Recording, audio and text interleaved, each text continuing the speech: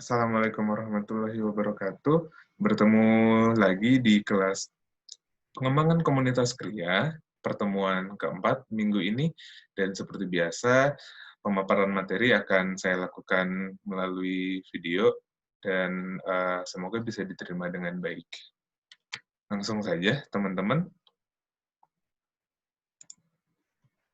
Nah, minggu kemarin pembahasan kita itu sampai di elemen pengembangan komunitas. Kalau teman-teman masih mengingatnya sih, yang pertama itu ada penggerak, bisa berasal dari pribadi, golongan, swasta, ataupun pemerintah. Yang kedua adalah daerah sasarnya itu sendiri, terus stakeholder, dan yang terakhir adalah program kegiatan. Nah, intinya adalah jangan pernah sekalipun bikin program kegiatan yang asal-asalan. Karena sejatinya program kegiatan itu sendiri merupakan elemen pengembangan komunitas gitu loh, teman-teman. Jadi ya memang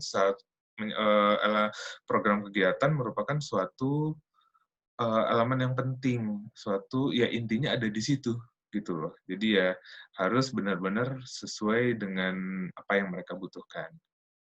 Nah, minggu ini kita akan ngebahas mengenai 4 elemen ini secara lebih detail dan lebih terperinci, insya Allah. Nah, kita mulai dengan penggerak dulu. Istilah penggerak ini sebenarnya banyak macamnya sih, banyak jenisnya. Ada yang bilang agent of change, yaitu orang-orang yang bertindak sebagai katalis atau pemicu terjadinya sebuah perubahan. Terus inisiator, yang mempunyai inisiatif, yang mempunyai prakarsa, atau orang yang memprakarsai adanya suatu pengembangan komunitas ataupun masyarakat. Nah, istilah penggerak sendiri, kalau menurut saya, itu boleh juga dikaitkan dengan orang yang merupakan bagian dari organisasi yang menjadi sasaran pengembangan komunitas. Agak ribet kan bahasanya? Sebentar. Coba baca dulu, coba dikaitkan, coba diulang lagi penjelasan saya ya nanti. Maksudnya seperti ini loh teman-teman.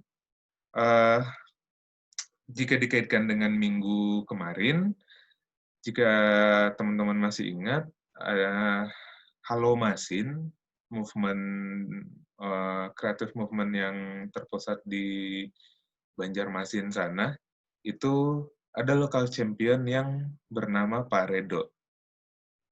Nah, Pak Redo ini juga bisa disebut sebagai penggerak. Karena Pak Redo merupakan bagian dari organisasi yang menjadi sasaran pengembangan komunitas. Karena Halo Masin kan menyasar pengrajin kain sasirangan di kota Banjarmasin nih, termasuk Pak Redo. Nah, Pak Redo kebetulan ada keinginan, ada cita-cita untuk menggunakan pewarna alam. Nah, Pak Redo bisa dikategorikan sebagai penggerak. Paham ya? Kalau misalnya belum paham, coba dibaca lagi keterangannya, coba diulangi lagi kalimat-kalimat saya. Kalau misalnya belum paham juga, silahkan kontak saya aja.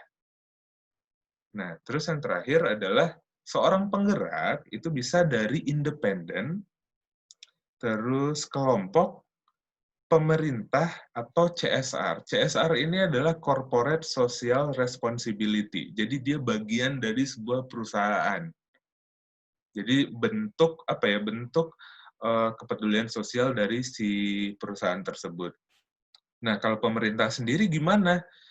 Itu contohnya udah kita bahas di minggu kemarin. Halo Masin itu adalah sebuah bentuk program pemerintah yang dijalankan oleh si 2 orang desainer muda tersebut. Nah, jadi mereka bisa bagian dari pemerintah sih. Nah, terus kalau yang sifatnya independen gimana? Individu atau kelompok? Bisa, sangat bisa. Mereka bisa menggunakan dana mereka sendiri atau mereka cari sponsor keluar. Sifatnya seperti itu. Nah, lanjut ya. Masuk ke daerah sasar. Daerah sasar merupakan tempat yang menjadi wadah kegiatan pengembangan. Daerah sasar sendiri itu terdiri dari unsur masyarakat, di dalamnya terdapat sekelompok manusia yang hidup dalam sebuah organisasi. Bisa jadi RT, RW, desa, atau kecamatan. Daerah sasar inilah yang menjadi target perubahan.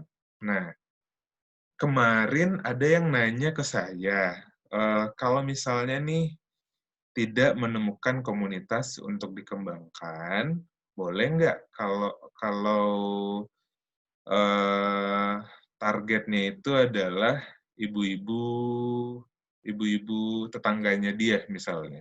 Nggak masalah, karena kan di sini disebutkan sekelompok manusia yang hidup dalam sebuah organisasi. RT, RW itu merupakan itu bisa jadi apa ya? Bisa juga dikategorikan sebagai daerah sasar. Jadi jawabannya bisa. Tapi ada tapinya pasti ya. Tapi pertanyaan terbesarnya adalah mereka butuh bantuan teman-teman nggak sebagai inisiator? Layak nggak teman-teman ngasih ngasih knowledge ke mereka, ngasih cara apa ya, ngasih pengetahuan ke mereka, tutorial ke mereka, apapun lah.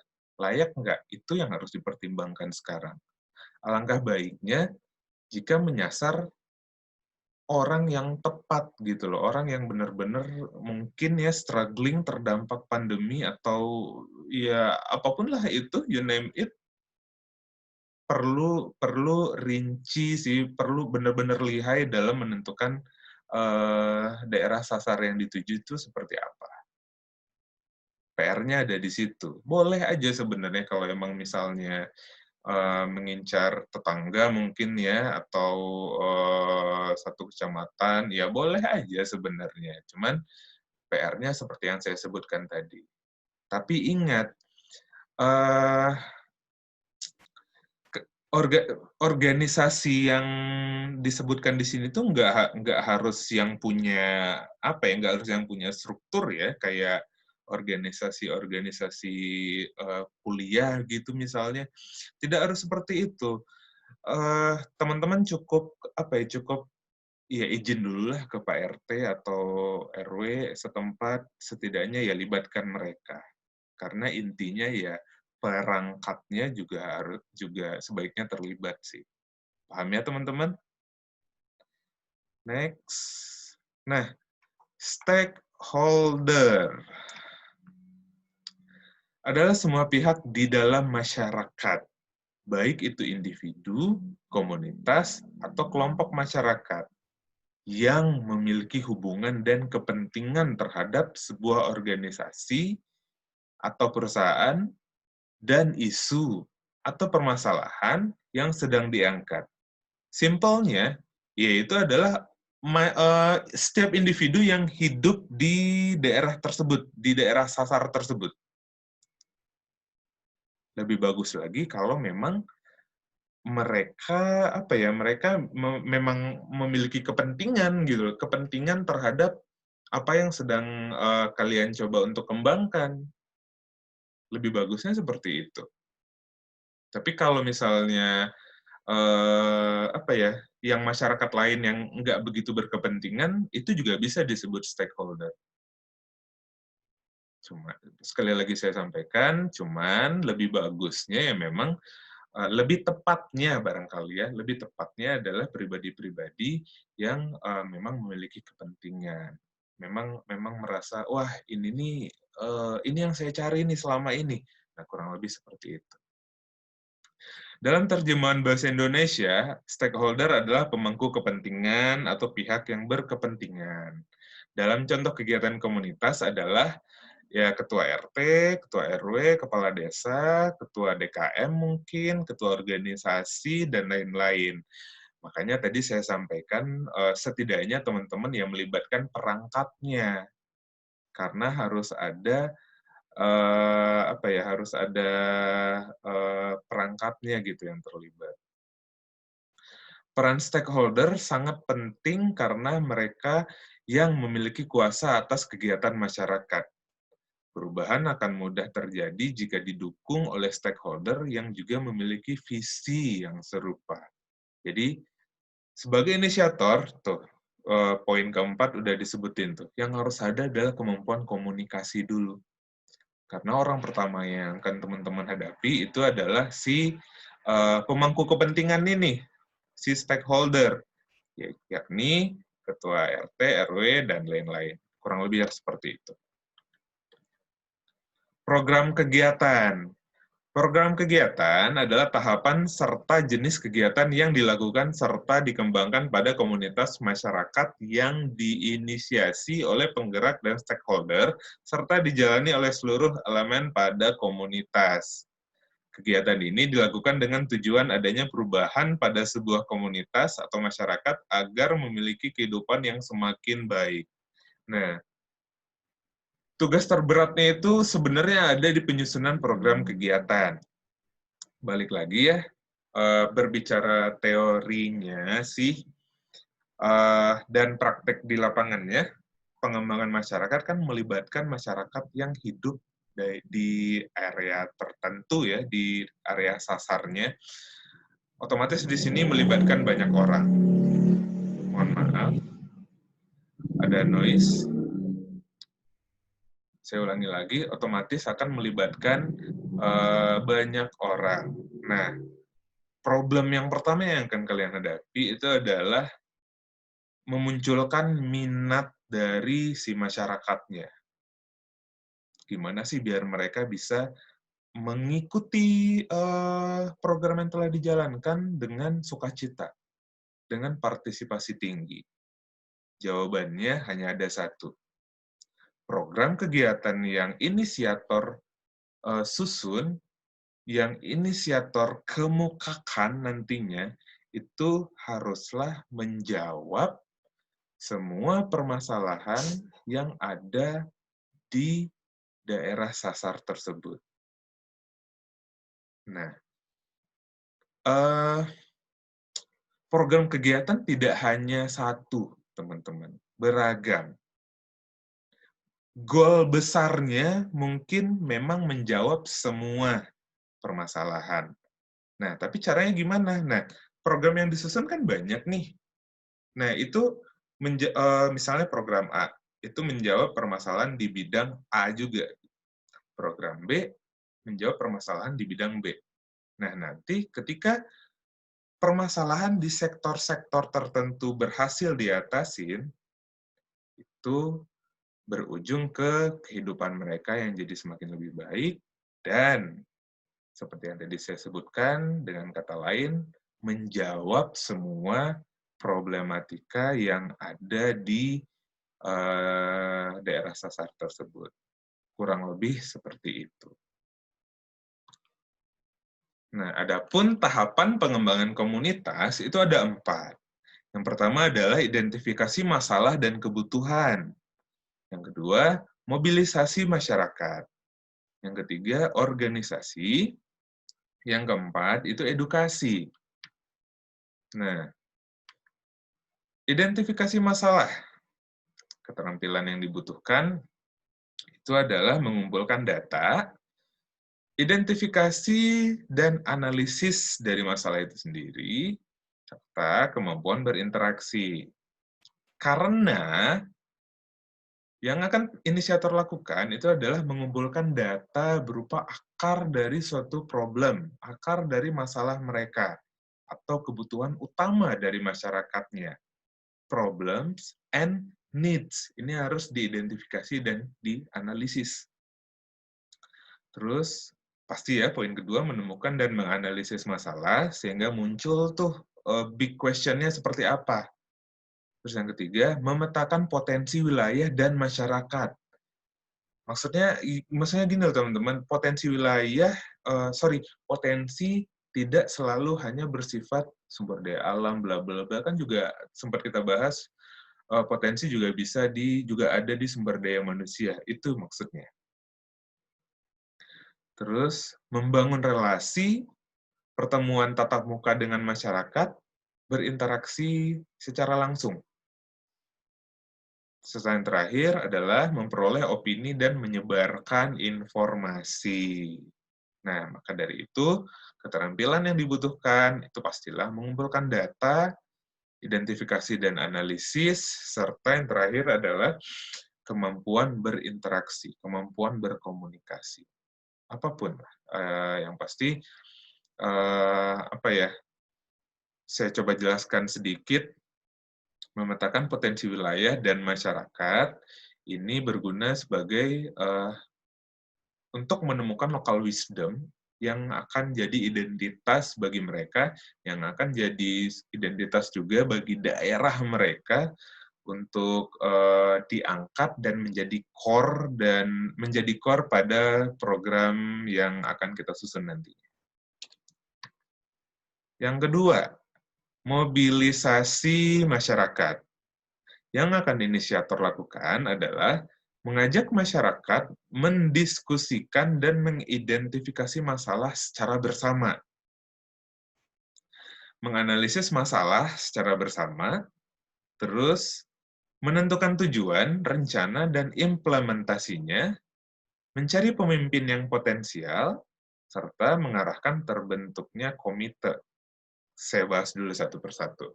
Nah, menentukan tujuan, rencana, dan implementasinya ini maksudnya adalah menentukan program ini ya, teman-teman, program kegiatan. Intinya, inisiator hanya sebagai fasilitator aja. Libatkan mereka dalam semua proses, termasuk hal yang dalam tanda kutip sifatnya mikir seperti ini.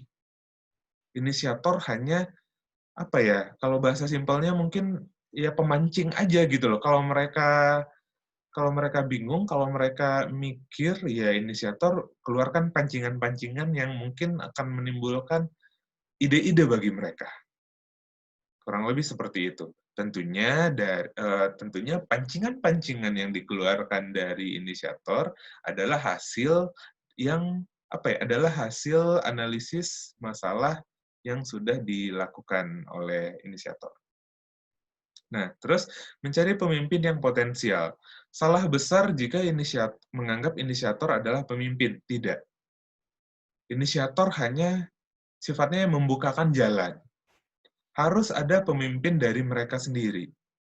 Karena sejatinya, upaya pengembangan masyarakat ini adalah upaya yang sangat panjang. Inisiator tidak harus sifatnya tidak stay di situ sampai upaya ini selesai, enggak gitu loh. Sekali lagi saya sebutkan, inisiator hanya sifatnya sebagai pembuka jalan aja. Harus ada yang memimpin dari mereka itu sendiri. Nah, sedangkan yang komite adalah orang yang membantu si pemimpin itu tadi. Karena ya tidak bisa dihandle satu orang, memang harus ada komitenya yang membantu di bidang A, B, C, dan seterusnya. Sehingga program yang sudah disusun bersama-sama itu dapat berjalan dengan lancar, baik untuk waktu yang akan datang. Karena tidak mungkin akan selesai langsung saat itu juga. Seperti yang udah minggu-minggu lalu kita bahas, upaya pengembangan masyarakat ini adalah sebuah upaya yang memang proses dan memakan waktu yang lama. Kurang lebih seperti itu. Nah, yang ketiga itu adalah organisasi. Membangun organisasi yang nantinya akan bertanggung jawab terhadap proses ini, terhadap upaya pengembangan masyarakat ini. Organisasi inilah nantinya yang setelah diberikan pengetahuan oleh inisiator, nah organisasi ini yang bertanggung jawab nantinya agar upaya pengembangan masyarakat ini tetap terus berjalan dan mencapai tujuan yang sudah dirancang bersama-sama, yaitu menjawab semua problematika yang ada di daerah itu sendiri. Kurang lebih seperti itu. Nah, pada tahapan ini, keterampilan yang dibutuhkan itu adalah kemampuan berinteraksi, pasti ya, kemampuan berinteraksi, berkomunikasi, Terus juga keterampilan berorganisasi dan manajemen proyek. Nggak yang harus detail banget sih teman-teman, pokoknya memang semuanya harus terstruktur lah, manajemen proyek. Apa yang harus dilakukan duluan, terus setelahnya ngapain, nah mungkin gambaran umumnya seperti itu. Nah, yang terakhir itu adalah edukasi. Menurut saya pribadi nih, tahapan edukasi adalah tahapan yang mungkin cukup menantang sih, karena mengedukasi adalah apa ya, mengedukasi masyarakat mengenai tanggung jawab mereka pada organisasi, merubah pola pikir di sini, merubah habit. Itu yang paling menantangnya gitu, karena merubah habit itu nggak gampang. Gimana caranya kita merubah seseorang yang dulunya males-malesan menjadi rajin, nah itu tantangannya di situ, itu nggak gampang. Terus, mengajarkan keterampilan berorganisasi dan cara mempertahankannya. Jadi ya, eh, apa ya, challenge-nya di situ sih, teman-teman. Tantangan kalian sebagai inisiator itu ada di situ. Keterampilan yang dibutuhkan pada tahapan edukasi itu adalah kemampuan berinteraksi, masih keterampilan berorganisasi, manajemen proyek, serta keterampilan mengajarkan atau memberi pelatihan. Kalian harus bisa persuasif, bisa mengajak, bisa mengajarkan dengan sabar, lemah lembut, dan sepertinya ya apa ya, ya memang harus banyak bersabar sih, karena eh, tidak semua orang dengan cepat menerima apa yang akan kita sampaikan gitu, teman-teman. Kebayang ya, challenge-nya seperti apa? Sekian dari saya untuk minggu ini, dan tak bosan-bosannya saya mengingatkan untuk lebih teliti lagi dengan LMS-nya. Saya tahu mungkin banyak gangguan sana-sini, baik itu maintenance LMS atau jaringan, tapi ya jangan sampai, please jangan sampai kalian jadi tidak teliti karena ngaruhnya ke absensi nantinya. Itu aja sih yang bisa saya ingatkan. Dan kalau ada pertanyaan, kalau ada yang masih belum jelas, silahkan hubungi saya. Senyamannya teman-teman aja. Oke, teman-teman semuanya. Assalamualaikum warahmatullahi wabarakatuh. Tetap sehat. Dah.